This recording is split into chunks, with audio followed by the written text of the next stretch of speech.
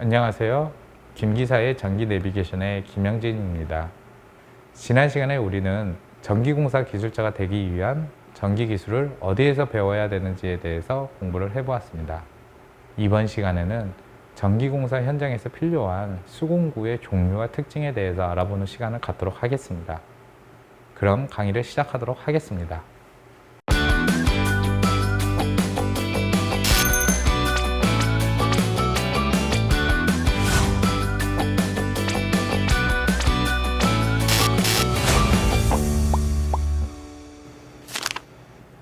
제24강 전기공사를 할 때 필요한 수공구는 무엇이 있을까요?에 대해서 강의를 시작하도록 하겠습니다. 제가 지금 나와 있는 이곳은 한국전기공사협회 인재개발원에 있는 실습장입니다. 이곳은 직접 전기공사를 할 수 있는 여러 가지 시설들이 되어 있고 또 다양한 공구가 준비되어 있기 때문에 여러분들에게 직접 공구를 보여드리고자 이곳에서 강의를 하게 되었습니다. 전기공사는 올바른 회로를 구성하고 이곳에 전선을 잘 자르고 잘 붙이는 일이 핵심입니다. 먼저 잘 자를 수 있는 공구에 대한 이야기를 해보고자 합니다. 여기에서 이 공구는 리퍼라고 하는 공구입니다. 현장에서는 립바라고도 많이 하는데 전선의 피복을 벗기고 전선을 자르는 데 많이 활용하게 됩니다. 그런데 최근에는 리퍼 외에 바로 이 다목적 가위라고 하는 공구를 많이 쓰게 됩니다. 다목적이라는 단어에서도 볼 수 있다시피 전선의 피복을 벗기는 것뿐만 아니라 전선을 자를 수도 있고 또 공사를 하다 보면은 뭔가 자르거나 깨야 되는 상황이 생길 때 이 다목적 가위를 이용하면은 굉장히 유용합니다. 한 가지 단점이 있다면은 이 가위날이 굉장히 날카롭습니다. 그래서 이 가위날 때문에 상처를 입기도 쉬우니까 주의 깊게 사용을 하셔야 되고, 가위의 이쪽에 보면 스프링이 되어 있어 가지고 사용하지 않을 때는 반드시 이렇게 안전 캡을 이용해서 다니셔야지 그냥 이렇게 갖고 다니시면은 이로 인해서 뭐 옷이 구멍이 나거나 손에 상처를 입을 수 있으니까 이건 주의를 기울이시고요. 그리고 또 많은 이 전기 기술자들이 전선의 피복을 벗기고 전선을 사용할 때 사용하는 게 바로 이 스트래퍼라고 하는 겁니다. 스트래퍼의 특징은 이 날에 구멍이 이렇게 뚫려 있고 수치가 적혀 있는데 이 수치가 바로 전선의 지름과 같습니다. 그래서 해당되는 이 전선의 지름에 맞는 것을 끼고 전선의 피복을 벗기고 또 이 스트래퍼 날 끝에 보면은 가위같이 돼 있어서 이곳에서 전선을 자르면 되겠습니다. 그리고 제가 이렇게 준비하지 않은 공구 중에 자동 스트래퍼라고 하는 게 있는데 이와 비슷하게는 생겼지만은 좀 구조가 다르게 생긴 게 있습니다. 이거는 이제 초보 전기 기술자들이 많이 이용하는 것이어서 전선 피복을 자르는데 굉장히 용이하게 설계가 되어 있거든요. 그런데 이게 굉장히 편리하게 전선의 피복을 벗길 수 있는 장점이 있는 반면에 휴대하기에는 좀 부피도 크고 그리고 좀 속도가 안 나기 때문에 어느 정도 능숙해지면은 잘 쓰지 않는 그런 공구가 되겠습니다. 더 굵은 전선 혹은 케이블 같은 것을 자르거나 아니면은 외피를 벗길 때 사용하는 공구에 대해서 말씀드리겠습니다. 먼저 케이블은 굵기가 많이 굵다 보니까 일반 다목적 가위나 스트래퍼는 자를 수 없는 상황이 많은데요.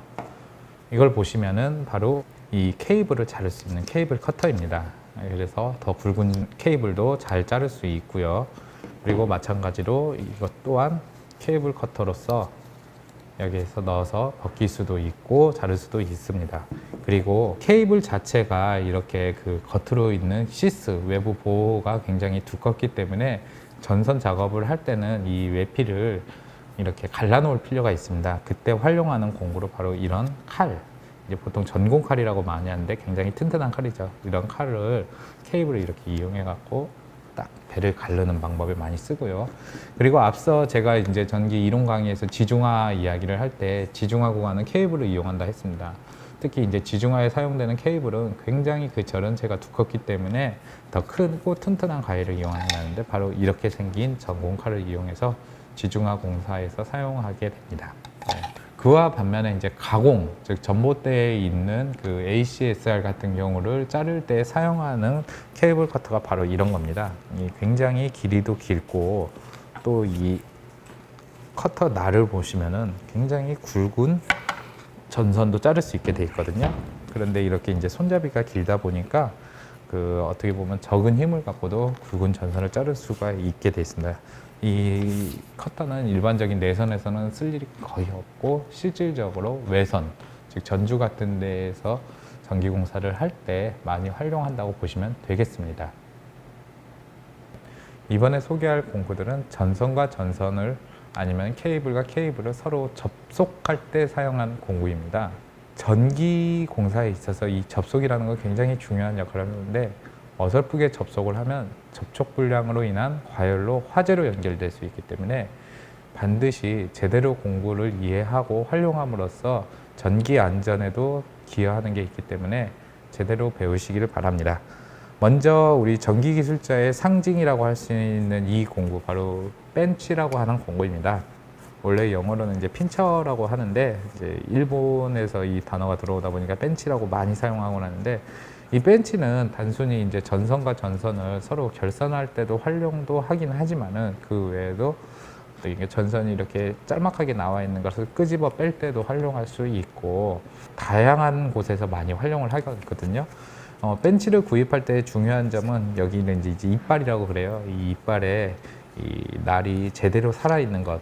왜냐하면 미끌미끌거리면 벤치에 힘을 많이 줘도 제대로 벤치가 힘을 못 잡거든요. 그래서 이런 것을 잡는 것이 중요하고, 싼 거 같은 경우에는 이 겉으로 있는 이 보호하는 비닐이 쉽게 벗겨집니다. 근데 이게 실질적으로 비닐이 단순히 이제 그 그립감을 위해서 있는 것이 아니라 이 벤치 작업을 할 때 전류가 이 고무로 되어 있는 비닐로 되어 있는 곳에서 절연이 되는데 이게 쉽게 벗겨지면은 그만큼 이 전기 감전의 위험도 있기 때문에 이것을 튼튼하게, 그리고 이렇게 테이프로 한 번씩 이렇게 싸주는 것이 전기 안전을 위해서도 중요한 역할을 합니다.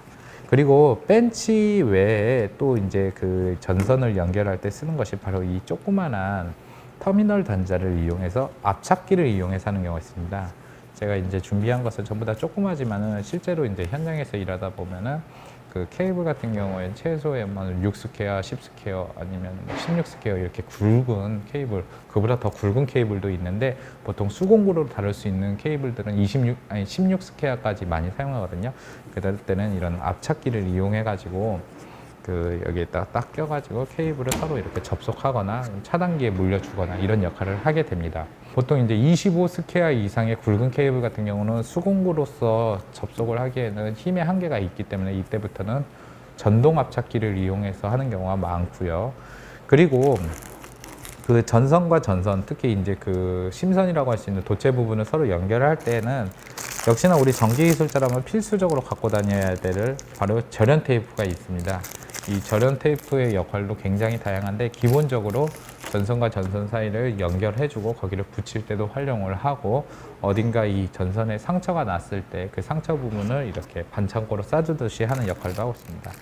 절연 테이프는 당연하지만은 절연 자체가 기본적인 기능도 있지만은 방진과 방수 같은 것도 함께 하기 때문에 반드시 저렴하지 않고 제대로 된 질의 제품을 사용하는 것이 공사는 물론 추후 전기 안전 관리에서도 유용하게 되고요. 또 이제 이걸 감는 방향에 대해서 어떤 사람은 시계 방향이다, 어떤 사람은 시계 반대 방향이라고 했는데, 제가 현장을 다녀서 보시니까 거의 10중 8구는 시계 방향으로 이렇게 감겨져 있는 경우가 많더라고요.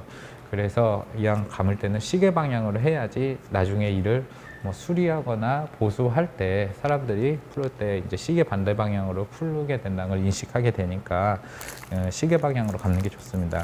그리고 이제 뭐 습기가 많거나 아니면 좀 열악한 환경 혹은 이제 고압 같은 경우를 할 때는 바로 이 자기 융착 테이프 또는 실리콘 융착 테이프라는 것을 이용해서 감기를 합니다. 가격은 비싸기는 하지만은 고압에서도 절연 성능이 좋기 때문에 많이 활용하고 있고요. 그리고 이렇게 절연 테이프가 아닌 커넥터라는 것을 이용해서 하는 경우가 있습니다. 이 이제 와고 커넥터 같은 경우는 일반 콘센트 같은 경우를 서로 이제 전선을 결선할 때, 즉 전류가 어느 정도 흐를 때 많이 쓰이는데 가격은 좀 비싸지만은 이 자체가 견고하고 그런 장점이 있고 또 쉽게 이 전선의 결선과 결선된 것을 풀을 수 있기 때문에 활용하고도 합니다. 그리고 이제 조명 같은 것을 구입하게 되면 하얀색의 원터치 커넥터라는 것을 주긴 하는데, 이 원터치 커넥터는 전기 기술자가 아니어도 쉽게 결선할 수 있다는 장점은 있지만은 단점으로는 허용 전류가 6A밖에 안 되기 때문에 조명 외에 콘센트 같은 것을 사용할 경우에는 굉장히 그 위험할 수도 있고, 또 햇빛 같은 것을 통해 경화 현상을 일으켜서 부스러지거나 갈라지는 등의 안전함의 위험함이 생길 수 있습니다. 또한 습기에도 취약하기 때문에 사실상 잘 활용을 하지 않는 것이 추세이긴 하지만은 손쉽게 이렇게 조명 같은 것을 활용하기 때문에 여전히 현장에서는 많이 쓰이고 있습니다. 그리고 전기를 접속할 때 뒷꼬리 접속 같은 것을 할 때는 주로 이제 이 와이어 커넥터라는 것, 이제 현장에서 꼬깔콘이라고도 많이 하는데 이 와이어 커넥터를 이용해 갖고 뒷꼬리 접속한 부분에다 이렇게 껴주는 경우가 많습니다. 이거는 이제 사용하기는 쉽기는 하지만 한 가지 주의해야 될 사항이, 이 뒷꼬리 접속하고 와이어 커넥터를 연결하고 나서 어느 정도 수시간이 그러니까 뭐 며칠 이 정도는 아니고 수년간의 시간이 지나고 나면은 이것이 풀리는 경우가 있다고 합니다. 그래가지고 이로 인해서 뭐 합선이 되거나 누전 사고 같은 걸 야기할 수 있으므로 반드시 와이어 커넥터를 하고 나서 절연 테이프로 마지막 마무리까지 해주는 그런 것이 필요로 하겠습니다. 이번에는 전선과 차단기 혹은 전기 설비와의 서로 연결을 할 수 있는 공구가 되겠습니다. 대표적인 것이 바로 이런 스크류 드라이버라고 할 수 있는 드라이버입니다. 근데 이제 드라이버도 자세히 보시면은 아시겠지만은 이 비트의 끝을 보면은 열십자 모양의 십자 드라이버와 그리고 일자 드라이버로 있는데, 이 두 가지가 이제 함께 있는 경우가 있습니다. 그걸 양용 드라이버라고 합니다. 그래서 일자랑 십자가 함께 있어서 이렇게 날을 빼고 조치하는 건데, 이게 이제 조금 사용 용도가 있습니다. 그냥 사람들은 아무 생각 없이 사용하는 건데, 십자 드라이버의 장점은 회전 속도가 빠르고 일자 드라이버의 장점은 힘이 셉니다. 이게 무슨 얘기냐면은 차단기를 처음에 이렇게 조일 때는 십자 드라이버를 이용해서 빠른 속도로 조입니다. 그리고 마지막으로 일자 드라이버 홈이 있어서 그 일자 드라이버 홈에 맞게 힘껏 돌려줘야지 완벽하게 접속이 됩니다. 옛날에는 그냥 십자 드라이버만 이용해서 이렇게 차단기를 접속을 했었는데, 지금은 그 접촉 불량으로 인한 과열로 화재가 생길 수 있기 때문에 이렇게 십자홈과 일자홈이 차단기 나사에 있기 때문에 십자 드라이버와 일자 드라이버를 모두 활용하는 경우가 많습니다. 마찬가지로 풀을 때도 잘 안 풀린다 그러면은 먼저 일자 드라이버를 이용해서 최대한 힘을 주고 풀어 보시고 어느 정도 풀린다 싶을 때는 십자 드라이버를 이용해서 풀는 게 좋습니다. 그리고 또 우리가 이제 계량기 같은 것을 설치할 때도 계량기에도 보통 이제 일자 홈으로 되어 있기 때문에 일자 드라이버를 활용하는 경우가 많습니다. 그리고 이제 전기 기술자라면은 드라이버를 연결할 수 있는 단자에 전류가 흐를 수도 있기 때문에 이렇게 생긴 검전 드라이버라는 게 있습니다. 그래서 이 드라이버 비트를 해당되는 그 단자에 대면은 이게 불빛 같은 경우는 전류가 흐르면은 나타내 주기 때문에 스스로 이제 어떤 경고를 의미로 받아들일 수 있고요. 제가 지금 따로 준비한 거는 없지만은 드라이버 중에 이제 그 절연 드라이버라는 게 있습니다. 이제 비트 같은 데를 PVC 같은 절연 소재를 놔가지고 실제로는 이곳에 전류가 흐르더라도 이 비트에 이쪽에 닿는다고 해서 특별하게 전류가 흐르지 않는 그렇게 만들어진 게 있고요. 뭐 굳이 그런 것을 안 사더라도 이곳에 이제 절연 테이프 같은 것을 감싸 갖고 비슷한 효과를 거두는 경우가 많습니다. 이 드라이버를 통해서 합선 사고도 일어날 수 있는 만큼 가능한 전기 기술자들은 절연 드라이버나 아니면은 이런 드라이버 비트의 테이프 같은 걸로 절연 처리를 하는 게 좋고요. 그리고 이제 나사 같은 경우를 이제 작업을 해야 될 때 보통 이제 새로 산 드라이버 같은 경우 끝에 자성이 있다 보니까 나사 같은 게 딱 붙기는 잘 붙어요. 근데 이게 또 드라이버를 계속 활용하다 보면은 비트의 이 자성 성분이 떨어져서 나사를 짓는 힘도 약하기 때문에 이 자화자석이라는 것이 있습니다. 이 자화자석이라는 것을 그렇게 비싸지도 않는데 몇 개 사다가 드라이버에 이렇게 딱 연결을 하면은 이 끝으로 비트 끝으로 여전히 자성의 성분이 가능해서 이렇게 나사를 찍고 또 작업할 때도 용이하기 때문에 이 자화자석 같은 경우도 구입하는 게 좋습니다. 그리고 제가 지금 이렇게 쓰고 있는 장갑 같은 경우에는 실제로 이제 작업할 때 손을 보호하기 위한 것도 있고 또 이 그립감 같은 것을 해서 무거운 걸 들거나 이럴 때 도움도 되기도 하지만은 궁극적으로 우리 전기 기술자들은 그 감전에 굉장히 취약하기 때문에 이런 장갑을 끼는 경우가 많습니다. 그런데 이런 장갑들이나 아니면은 그 이쪽 바닥은 빨간색인 방코팅 장갑 이런 것은 절연을 어느 정도 보장은 해주기는 하는데 확실하게 보증을 해주지는 않습니다. 일반적으로 우리가 내성공사라는 저압에서 어느 정도 절연을 보장하는데 만약에 습도가 굉장히 높거나 뭐 장갑이 손상됐거나 했으면 역시나 절연을 보장하지 못하는 상황이고요. 실제로 절연까지 완벽하게 보장을 받고 싶다면 이렇게 생긴 고무장갑을 이용하셔야 됩니다. 이 고무장갑은 실제로는 이제 손을 좀 자유롭게 쓰기에는 어렵기는 하지만은 이 장갑의 경우에는 1000V, 그리고 이 장갑의 경우에는 25000V의 고압의 전류가 흐르더라도 확실하게 절연은 보장하기 때문에 이런 고압 전류 같은 경우를 다룰 때는 이런 장갑을 쓰시는 것이 좋습니다. 한 가지 주의해야 될 사항은 모든 장갑이 다 그렇지만 이런 고무장갑 같은 경우에는 사용하기 전에 한번 공기를 훅 불어 넣으셔서 공기가 새지 않는 것을 확인하셔야지 절연이 보장이 되기 때문에 꼭 확인하시기 바랍니다. 마찬가지로 이런 저압에서 활용할 수 있는 절연 작업용 장갑 같은 경우에도 이런 데 어딘가 구멍이 나 있거나 아니면 심하게 훼손이 돼 있으면 절연 자체를 보장할 수 없는 상황이 생길 수 있기 때문에 이런 걸 착용하기 전에 상태 같은 것을 보시고 착용하시길 바랍니다.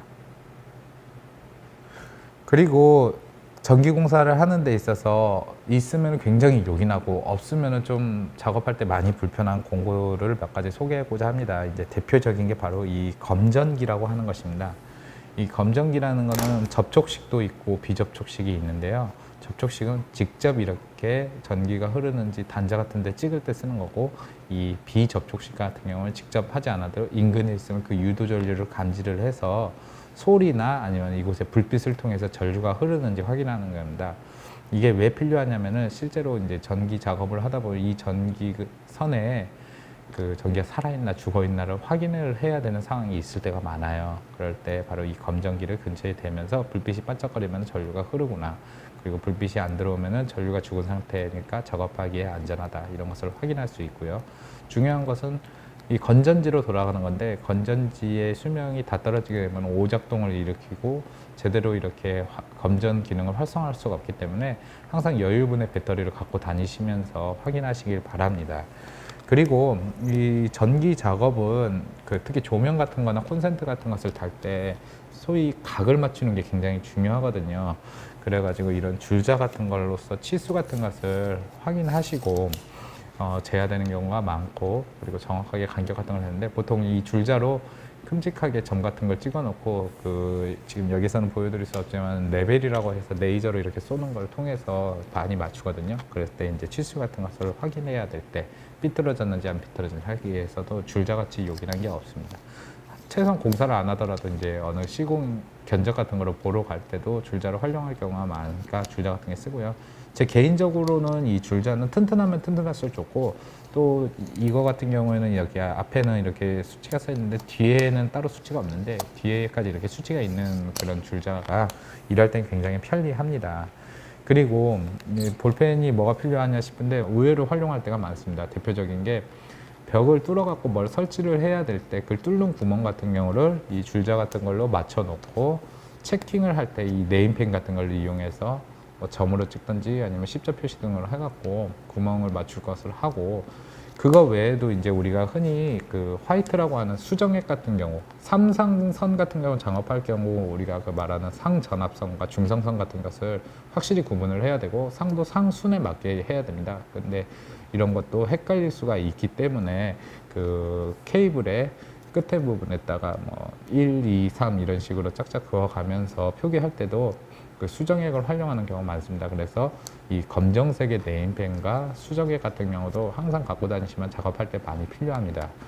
그리고 전기공사를 하다 보면은 분명히 내가 여기서 선을 뺐는데 저쪽에서는 이 선이 뭔지 모르겠다, 그러면 그걸 확인하고자 쓰는 것이 바로 이 벨 테스터, 현장에서는 삑삑이라고 많이 합니다. 이 삑삑이를 통해서 사용하는데 간단합니다. 양쪽 끝에, 그러니까 두 가닥의 선이 있으면은 그 두 가닥의 선에 피복을 벗겨서 심선, 즉 도체 부분을 서로 합선을 시키고, 반대쪽에 가갖고 여러 가닥의 선이 있으면은 그 중에 선 하나를 딱 대고, 그리고 하나하나를 딱딱 체킹을 해서 소리가 난다, 즉 이런 소리가 난다 그러면은 앞서 합선한 선, 즉 붙인 선과 지금 우리가 이렇게 대고 있는 선이 같은 선인 것, 즉 우리가 회로를 찾을 때 활용하는 선 것입니다. 이렇게 삑삑이가 있으면은 나중에 이제 스위치 작업을 할 때나 아니면은 분전환 같은 거 작업할 때 회로가 굉장히 복잡할 때 이럴 때 활용할 수가 있어서 굉장히 좋습니다. 단 이 삑삑이를 사용할 때는 전류가 흐른 상태에서 측정하다가는 삑삑이가 과전류로 인해서 터지거나 뭐 크게 이제 위험할 수가 있기 때문에 반드시 전류가 흐르지 않는 그 상태에서 측정을 하셔야 됩니다. 이렇게 이제 전기 공사를 위해서 기초적인 수공구에 대한 이야기를 해봤는데요. 사실 제대로 이제 이 전기공사 기술자로 일을 하기 위해서는 이 외에도 이제 짜잘한 공구 같은 것이 더 필요할 수도 있고, 그리고 이제 작업의 신속성과 편리성을 위해서 전동 공구 같은 것을 필요로 하는 경우가 많습니다. 물론 이제 그것은 약간 비용이 들더라도 때에 따라서 자신이 구매하면 되는 거고, 지금까지 소개한 공구들은 반드시라고 해도 좋을 만큼 꼭 필요한 공구들이기 때문에 당장 공사 현장에 가서 뭐부터 해야지보다는 이런 공구 같은 것을 미리 구비를 하고 자신의 손에 익히도록 충분히 연습을 하면서 현장에 나가시면 큰 도움이 되리라고 생각합니다. 이번 시간에 우리는 전기공사를 위해 필요한 수공구의 종류와 특징에 대해서 알아보았습니다. 다음 강의에서는 전기공사 기술자들이 특별히 조심해야 될 것에 대해서 공부를 해보도록 하겠습니다. 그럼 다음 강의에서 뵙겠습니다.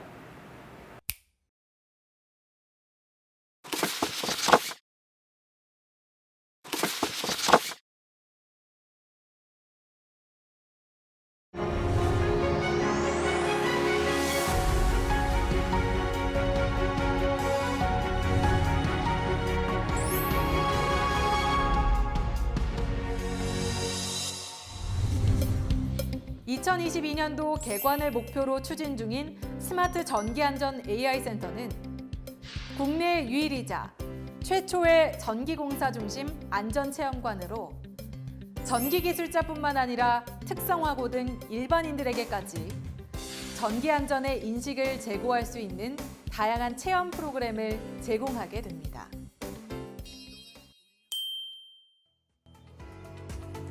생명처럼 소중한 안전의 가치를 바탕으로 전기공사인의 삶과 함께해온 한국전기공사협회 안전기술원은 현장에 한 번 더, 기업과 한 발 더, 현장 중심의 사고와 기업의 눈높이로 늘 가까이에 있겠습니다.